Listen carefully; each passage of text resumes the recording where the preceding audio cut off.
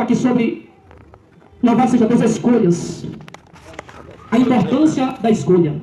Se você fizer uma boa escolha, você será próspero. Se fizer uma má escolha, vai responder segundo as consequências que virá. Mas se escolher Jesus, se escolher a retidão, se escolher andar pela luz, louvado seja Deus, você se aproxima do céu. Aí veio Jesus. O povo estava nas trevas. O povo estava destituído, condenado à morte. O ser humano estava condenado a não ter uma segunda chance, uma segunda oportunidade de reconhecer o seu estado de decadência, porque o homem em seu gênero, ele já nasce sobre a condição do pecado.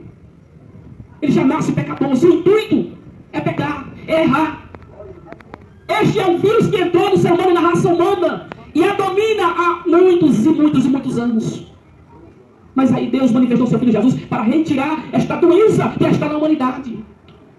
Deus se manifestou para retirar do homem este vírus, esta bactéria mortal, para lhe dar uma segunda chance, para lhe dar uma segunda oportunidade, para lhe dar a oportunidade de você se reconciliar com Ele, a oportunidade de você entrar no céu, a oportunidade de após a morte não ficar apenas na sepultura, mas ter a oportunidade de subir ao céu, de receber a coroa, louvado seja Deus, que um dia será entregue ao pecador arrependido, que um dia ao aceitar Jesus e andar na sua palavra, louvado seja Deus, foi justificado, e agora ele é um cidadão do céu, ele agora está com a coroa na mão, ou mesmo sobre a sua cabeça, que se chama salvação, que vem através do perdão e do sangue de Jesus, que foi derramado na cruz do Calvário naquele dia, porque a humanidade estava perdida, a humanidade estava sem rumo, estava sem direção, estava condenada, a morte não existe mais, mas Deus olhando disse: esta é aqueles que eu fiz segundo a minha imagem e a minha semelhança. Isso significa que Deus se importou com o homem pecador, mesmo ele sendo pecador, Deus se importou com ele, mesmo ele não merecendo, Deus se importou com ele, mesmo ele que não podia receber, Deus disse: mas eu vou fazer com que ele seja digno de receber. Aí Jesus vem, mandado pelo Pai, e apresenta a humanidade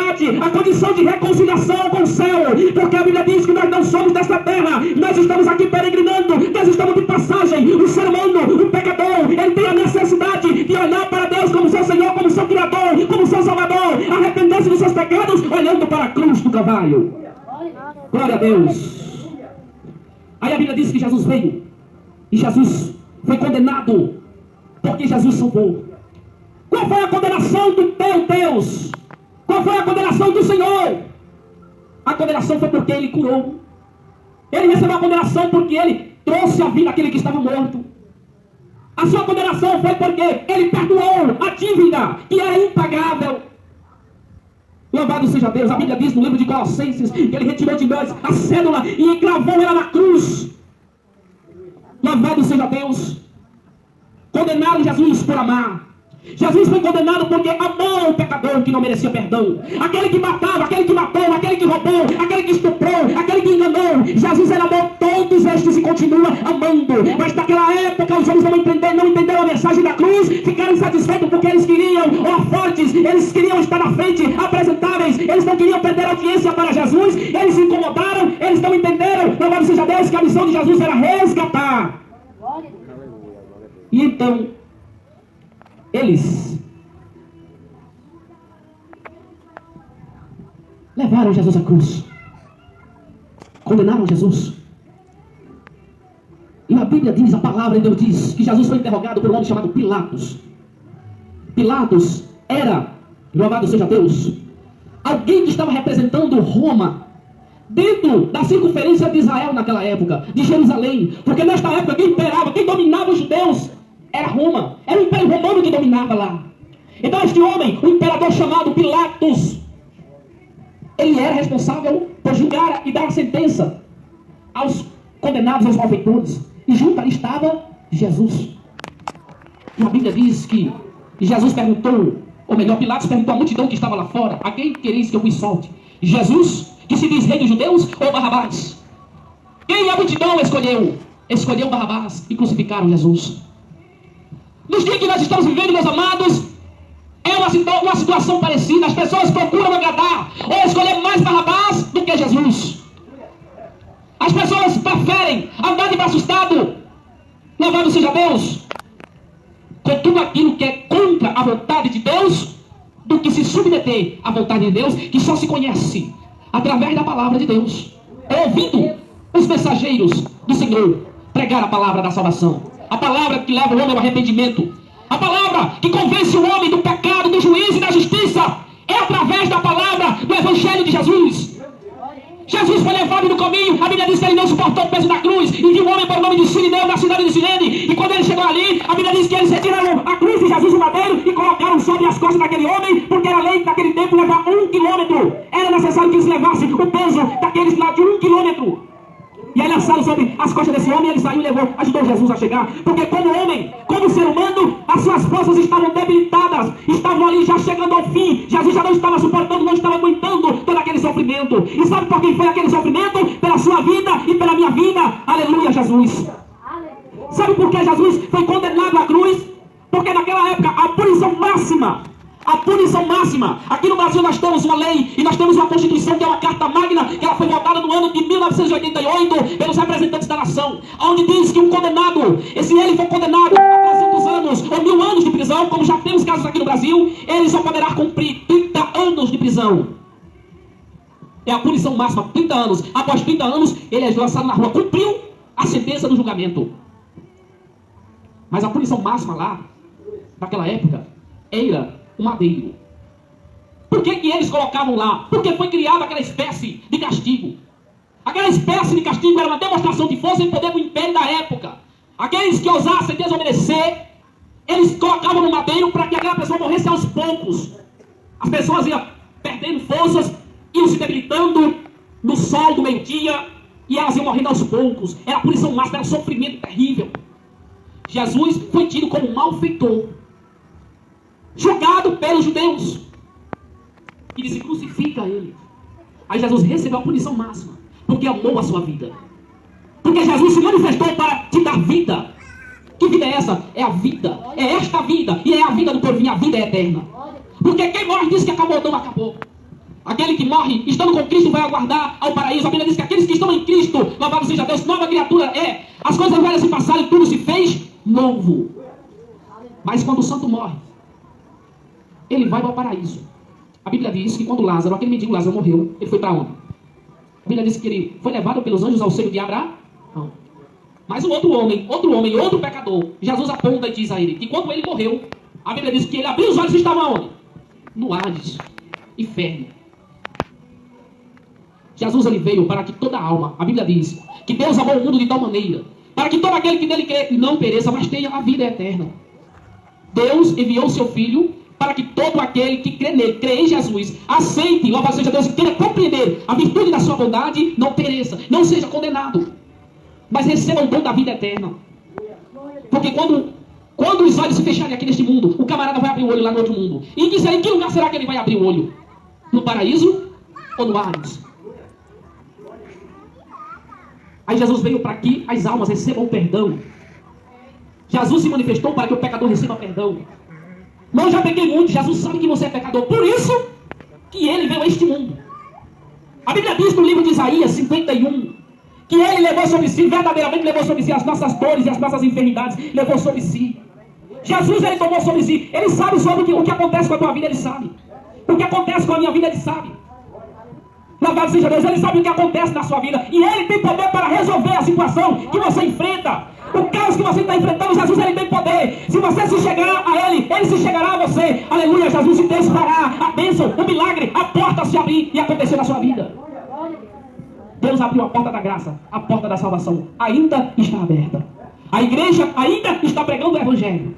A igreja ainda está podendo dizer, louvado seja Deus, que aquele que foi na cruz é o Salvador, mas ele não permaneceu lá, ele desceu, ao terceiro dia a Bíblia diz que ele ressurgiu da sepultura, aleluia, Jesus, e se manifestou, deu testemunho, louvado seja Deus, que venceu a morte.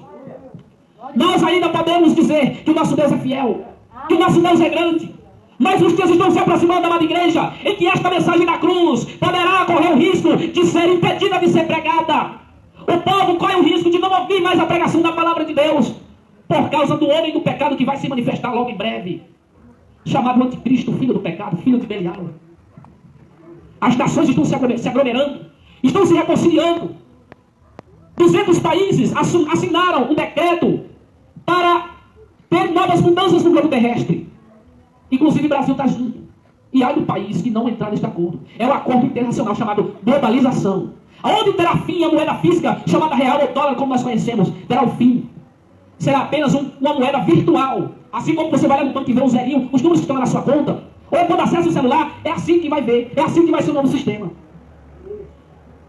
Agora, ultimamente, houve uma reunião em Davos do Papa Francisco e o pastor Abner Ferreira da Igreja Assembleia de Deus Madureira. Firmaram um propósito, firmaram um pacto para defenderem a ciência, para defenderem a preservação da biologia e entre outras coisas. Agora esses dias foi firmado. E esse é um pacto, uma aliança chamada economismo. Estava explicando hoje para as crianças hoje na escola. Economismo. O que é isso? É onde todas as religiões do mundo deixarão de existir e eles irão converger em uma única religião. E isso já aconteceu. Está acontecendo já. Já tem várias igrejas se unindo. Mas o pastor, irmão, e não pode, as igrejas não podem se unir. Claro que pode. Mas nós temos que estar de olho nas escrituras. Porque estes homens estão firmando essa aliança.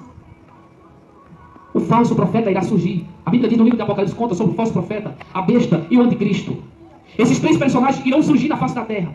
Quem é cristão não poderá dizer que é cristão. A religião do cristianismo irá sair de cena. Todos irão sair. Irá existir uma única religião. Que eles irão dizer qual é. E você não poderá dizer que a sua. Você não vai poder expressar mais a sua devoção. Porque se você não se render ao que eles disserem, você morrerá. Por isso que nós temos que nos preparar para subir ou para ir no arrebatamento da igreja. Porque a Bíblia diz que antes que o anticristo se manifeste no mundo e se apresente para o mundo, a Bíblia diz que Jesus vai aparecer e vai levar para si um povo zeloso e especial de boas obras. Colossenses 2,14. Deus irá buscar para si um povo zeloso e especial de boas obras. Obras do Espírito. Obras do Espírito. O apóstolo Pedro, ele diz: andeis em Espírito e não cumprireis as concupiscências da carne. Quando se fala de carne, fala de atitudes. Atitudes. É, mesmo como o pastor falou aqui agora há pouco, escolhas, decisões. Louvado seja Deus. E o negócio, meus amados, não é fácil. Cristo morreu na cruz para nos salvar e nos livrar da condenação. Se nós olharmos para a cruz, Deus irá lhe dar condições de você entender qual foi o verdadeiro motivo de tanto sofrimento de um homem que levou 39 chibatadas. E a Bíblia diz que nas pontas era um dos castigos que os condenados recebiam na época. Eles teriam de ser açoitados com 40 chibatadas. Jesus foi 39. E diz que quando batia o chicote, nas pontas de cada chicote tinha pedaços de ossos afiados. Era para provocar um castigo mais intenso e profundo. E Jesus, quando levou todas aquelas chibatadas, a Bíblia diz que Jesus não aguentou, não suportou ali o peso e caiu. Foi por você que Jesus levou aquelas 40 chibatadas. Foi por você que Jesus sofreu ali. Foi por você, aleluia, Jesus, que ele decidiu pagar um preço. E o preço foi preço de morte. O sangue dele é a causa da oportunidade de você alcançar a salvação. Porque o sangue de Jesus é um alvejante poderoso, capaz de remover do ser humano o pecado. Já observaram? Quando uma roupa branca pega uma sujeira, ela perde o seu esplendor. E para retirar aquela mancha, aquela mácula, as mulheres, as donas de casa usam um alvejante ou água sanitária. Depois ela consegue remover aquela sujeira, fica bem branquinho, volta ao seu estado. Nós, pecadores, quando erramos, quando pecamos, somos igual a uma blusa, a uma roupa quando suja. E o único alvejante poderoso capaz de remover de nós este pecado, que é a culpa, é o sangue de Jesus. Dê glória a Deus. Porque o sangue de Jesus, ele te salva. O sangue de Jesus te cura. O sangue de Jesus te liberta. O sangue de Jesus te dá, aleluia, Jesus, condições de você seguir em frente. Condições de você crer. Jesus sofreu lá, aleluia, para você acreditar. Glória a Deus. Jesus foi castigado, aleluia, Jesus, para que você não fosse, para quando chegar aqueles momentos, você lembrar dele, você invocar, a Bíblia diz, todo aquele que invocá-lo será salvo. Se você está sofrendo, está padecendo, e se você invocar o nome de Jesus, este nome, ele tem poder para te tirar, louvado seja Deus, da situação adversa que enfrenta. Glória a Deus. Porque Jesus é bom e é fiel. Amém? Amém. Deus abençoe. Meus amados, eu não vou prosseguir mais, vou parar por aqui. Deus abençoe a todos. Meus amados irmãos, continue frequentando a igreja aqui, em nome do Senhor Jesus. Eu creio que uma grande obra está para acontecer aqui, neste lugar. Eu estava imaginando lá embaixo, imaginando aqui. E Deus me fez saber que aqui há muitas almas. Há muitas pessoas que precisam ter o alcance do Evangelho. E Deus enviou o Senhor para aqui, pastor, não foi para isso. Para que as almas que estejam aqui neste lugar estejam ao alcance do Senhor. Jesus, quando ressuscitou, teve uma conversa com os discípulos. 19:15 de João. A palavra de Deus, ela diz, 21:15. Jesus estando ali conversando com seus discípulos, Jesus perguntou a Pedro: Pedro, tu me amas? Ele respondeu: sim, Senhor, eu te amo. Jesus disse: pois cuida das minhas ovelhas. Jesus mandou o Senhor para cá para cuidar, pastor. Louvado seja Deus. Se Deus lhe entregou o cajado, glória a Deus, Ele também sustirá o Senhor, aleluia, Jesus, graça e força para segurar este cajado. A Bíblia diz que Moisés, quando conduziu o povo de Deus, chegando de frente ao mar vermelho, a Bíblia diz que Deus levando o cajado, Moisés, sobre o mar. Moisés levantou ali, louvado seja Deus, e a Bíblia diz que o povo passaram. Cajado significa autoridade que Deus pôs na mão do homem. E quando ele determinou o Senhor, Deus pôs sobre a sua vida também, pastor. A Bíblia diz que Josué, o povo de Deus, estava em batalha contra os seus inimigos ali. E a Bíblia diz: olha, Josué, tu quando estiver ali perante os inimigos, tu ficarás com a tua mão estendida. Enquanto tu colocar, enquanto tu estiver com a mão estendida,